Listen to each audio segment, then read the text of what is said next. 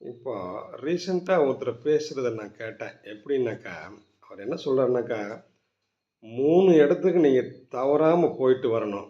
அப்படின்னு சொன்னாரு. அது எந்தெந்த இடங்கன்னு கேட்டேன். 1 வந்து அரசு ஆஸ்பத்திரி. அரசு ஆஸ்பத்திரியில எந்த மாரி நோயாளிகள் எவ்வளவு கஷ்டப்பட்டுட்டு இருக்காங்க அப்படின்னு பாருங்க. விதவிதமான நோய்கள் அப்படின்னு அத பார்க்கணும். வாரத்துக்கு ஒரு தடவையாவது அந்த ஆஸ்பத்திரிக்கு போயிட்டு வந்துருங்க. 2வது மாசுரை.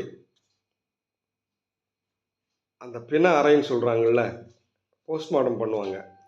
அந்த இடத்துல போய் நில்லுங்க.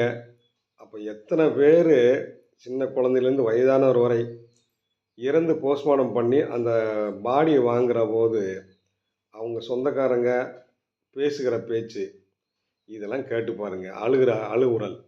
அப்ப 2வது. 3வது யாராவது மரணத்துக்கு போனீங்கன்னாக்கா, அங்க போய் வீட்ல விசாரிச்சுட்டு அப்படியே வர்ற மாரி இருக்காதீங்க. முடிஞ்ச அளவுக்கு அங்க கொண்டு போய் புதைக்கிறாங்களோ, எரிக்கிறாங்களோ, அந்த இடம் வரை போயிட்டு வாங்க அப்படின்னு சொல்றாங்க. இந்த 3 வேலைகள் நீங்க செய்தால், உங்களுக்குள்ள கர்வம், நான் வாழ்ந்து கொண்டிருக்கேன், எனக்கு பணம் இருக்கிறது, எனக்கு இறப்பு வராது, நான் பெரிய ஆளு அப்படிங்கிற இந்த கர்வங்கள் கண்டிப்பா உங்களுக்கு தீரும். இந்த 3 இடங்களுக்கு நீங்க அடிக்கடி போயிட்டு வாங்கன்னு சொன்னாரு.